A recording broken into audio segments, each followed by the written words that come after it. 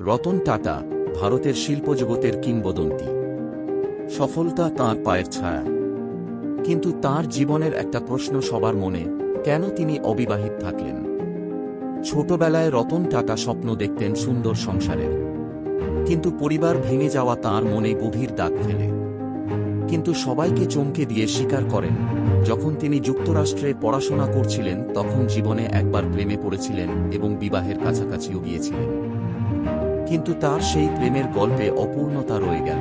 সেই সময় রতন টাটা এর দাদির খুব শরীর খারাপ করে ইন্ডিয়া থেকে ফোন আসে তাকে ইন্ডিয়াতে ফিরত আসার জন্য, কিন্তু তার প্রেমিকা ভারতে আসতে রাজি হননি। কারণ সে সময় ভারত চীন যুদ্ধ চলছিল এবং মেয়েটির পরিবার মেয়েটির নিরাপত্তা নিয়ে চিন্তিত ছিল। তখন রতন টাটা ইন্ডিয়াতে ফিরত এসে দাদির সাথে টাইম কাটায় এবং টাটা গ্রুপের কিছু দায়িত্বভার তার উপর চলে আসে। কর্মজীবনে নিজেকে সম্পূর্ণ উৎসর্গীকৃত করেন তিনি। নিজের প্রতিষ্ঠানকে নতুন উচ্চতায় নিয়ে যাওয়াই হয় তাঁর জীবনের লক্ষ্য।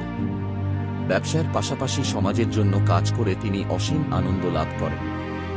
মানুষের মুখে হাসি ফোটানো হয় তাঁর কাছে সবচেয়ে বড় সফলতা। বর্তমানে রতন টাটা একজন সফল ব্যবসায়ী, সমাজকর্মী, অনুপ্রেরণা। কিন্তু ব্যক্তিগত জীবনে তিনি একা। বিয়ের ব্যাপারে তিনি কখনোই কোনো আফসোস করেননি। কাজ, সমাজ কল্যাণ, দেশ, এই তাঁর পরিবার।